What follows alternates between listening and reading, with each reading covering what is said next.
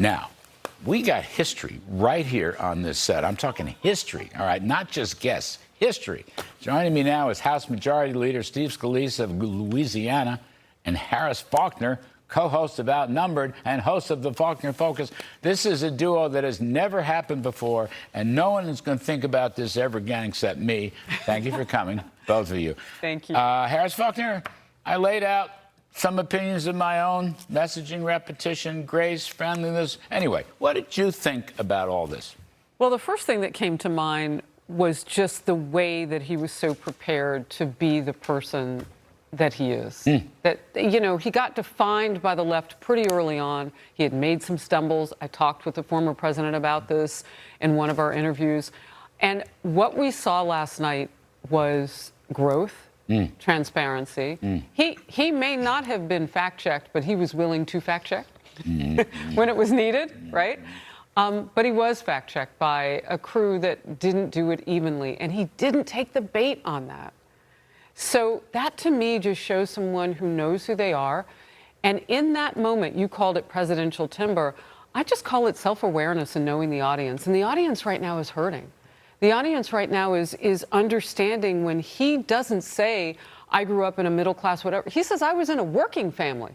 They had to work extra hard just for the basics. That's kind of different than the class warfare that we see sometimes politically. But sitting next to Congressman Scalise was like a masterclass, because you were watching the clips and you were nodding, and I've seen you do some of those same things. That friendliness, and I'm not just saying this because you're here and we're making history, according to Larry. I like the history, by the way. Right, I know. It's a great ticket, Larry. But seriously, There is no finer person in Washington than Steve Scalise. Well, I've known him many years, served with him sometimes in the government.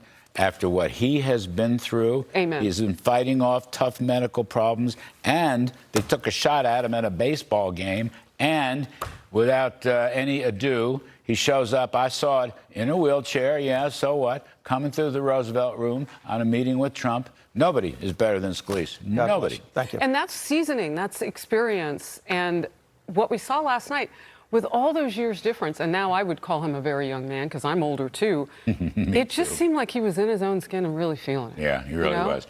Steve, you know, the other thing is, on these crucial policies, it's like one of the things I learned from Reagan a long time ago when I worked for him, don't talk about 8, 10, or 15 policies. Figure out 3 policies, 4 max, and then keep talking about it. I mean, to some extent, I say this tongue-in-cheek, but I think I actually mean it. Politics is a lot like religion. There's a certain amount of repetition involved, so you become a believer, okay?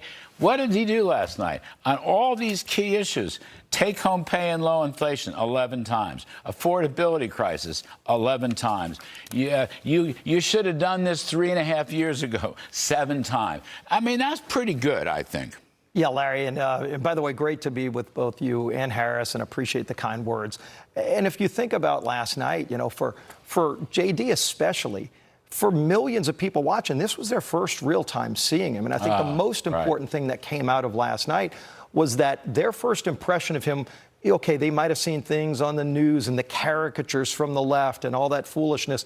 And then you watched a man who was incredibly focused and disciplined, talking about issues that people really care about in a very calm way, in a very polite way, but smart. And then he got to blend in his life story. He did all of those things, in essence, giving an introduction that he gave at the convention. He did a great job at the convention on his Wednesday night speech. But there were millions of people that didn't watch that speech, that did watch the debate last night. And I think the contrast between him and Waltz was very different. Waltz was very unhinged, even questions he should have been prepared for. You know, the Tiananmen Square story that he made up that wasn't true. He should have been ready for that. I mean, maybe he just figured the left's not going to ask him any tough questions. They'll only ask JD. But they asked him the question. He wasn't even prepared for it. He didn't even really give an explanation. And then you go to JD, and then, like you said, every question he would bring it right back to the things people care about. The 3 top issues, the border, the higher costs at the grocery store, higher energy costs. What is hurting families is what he talked about, and talked about it from his backstory as somebody who grew up in poverty, who lived the American dream and wants other people to have that same opportunity. Actually, I should have put in your point about blending in his life story. Yeah. Because he came up from a very poor background. We've got some sound. Let's see. You have the American Dream opening. Do we have that? Because I think in there you've got some of his life story. Take a listen to this. Let's roll some tape. I know that a lot of you are worried about the chaos in the world and the feeling that the American dream is unattainable. I want to try to convince you tonight over the next 90 minutes that if we get better leadership in the White House, if we get Donald Trump back in the White House, the American dream is going to be attainable once again. Now, I love that. That is pure optimism right at the start. Pure. He also, to Steve's point, before that, we didn't put it in the tape, talked about his humble beginnings. But that's optimism. The American dream. The other day, unfortunately, Kamala Harris said the American dream was not attainable. She said that on the MSNBC interview. I think it was there. Anyhow, he's saying the American dream was there, but we're going to have to change horses. And I think that's a very important point, Harris. He did something similar that I think really worked well for him last night. He got crisper on that message. What little they did on the economy, by the way. They didn't get into it right away. And that's the number one thing on the list, second, immigration. And you kind of go from there. The border kind of goes from second to third, depending on what's really rocking right now. But the economy stays atop. And he was crisp on that message about some of the things that he and the former president would do. And he talked about paying for things, which is something that Kamala Harris has really struggled with. Well, you want to give people $25,000 to buy a house. That's going to drive up the cost of the house. How are they going to afford, the insurance? And then the inflation doesn't mean the prices go down when the number of inflation rate comes down. It means they stay where they are and they just rise slower.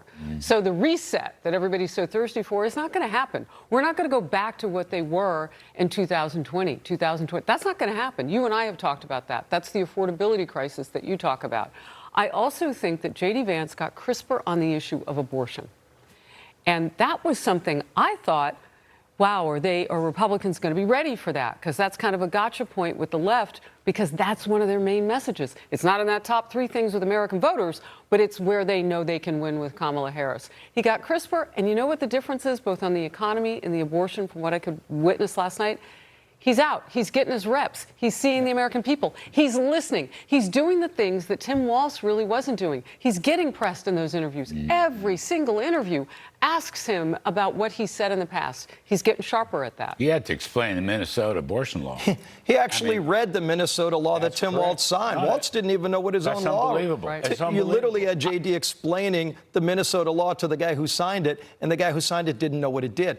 And again, one more example of how he was focused, but what he did, and I think this was so important, as he would respond to a question or even address something that Walz might have brought up, he brought it back to Kamala. Kamala is the presidential nominee. Doesn't matter what Tim Walz thinks, because ultimately what Kamala has done, like you said, 1,400 days ago was her first day in office. Here. And now we know the results. I don't mean to interrupt. I just want to say I'm going to come back. 3.5 years. This was a big thing. Of the things he repeated, besides affordability and besides inflation. Here, I'm going to play some tape because this is just, in my opinion, it's just masterful. Listen to this.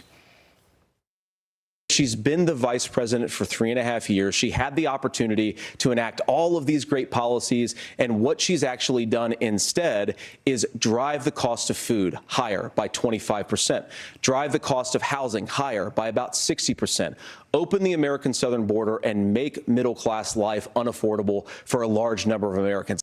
I just think, Steve Scalise, that is masterful. And he was relentless on the 3.5 years or the 1,400 days. Yeah. It's actually the point where he doesn't even have to call. He doesn't have to call them names. He doesn't have to say that's a terrible idea. All he said was, "Okay, maybe that's a good idea. You should have done it 1,400 days ago." It's a wonderful touch. And laying out facts, again, that relate to the problems that people really care about. I mean, I get to go around the country in a lot of these swing districts and swing states. And when you go, you're hearing the same things pop up. Some anomaly of an issue might come up in one state that doesn't come up anywhere else. Everywhere you go, they're talking about the cost of things and how it hurts them, how it limits their ability to provide for their family, maybe to save for their kids' college education.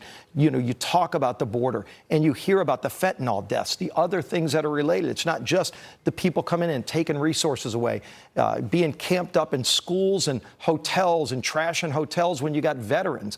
Veterans who served our country sitting out on the street. Right. This is what angers people. This is what affects people. That's what J.D. was talking about to those people.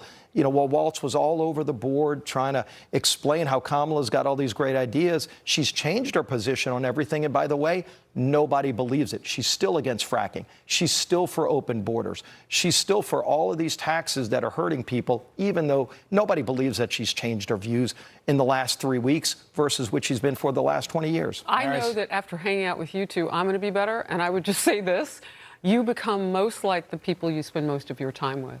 And what we saw last night was a young man and a senator who spends time with a former president. And what we saw last night was the governor of Minnesota who spends his time with a failed vice presidential candidate on the top 2 or 3 issues voters say that are important to them. You become like the people you're most around. So Tim Walz, I mean, I don't know if he can make up, but I don't know if it matters all that much because I'm not certain that people had the expectation that he was going to be better or different than Kamala. How many watts do you think? Was it 60 million, 70 million? Oh, I bet it was probably 50, 60 million. But people say it doesn't matter who the VP is. It absolutely does when you take a look at what is going on in the world right now. We didn't even get to the port strike. Yeah.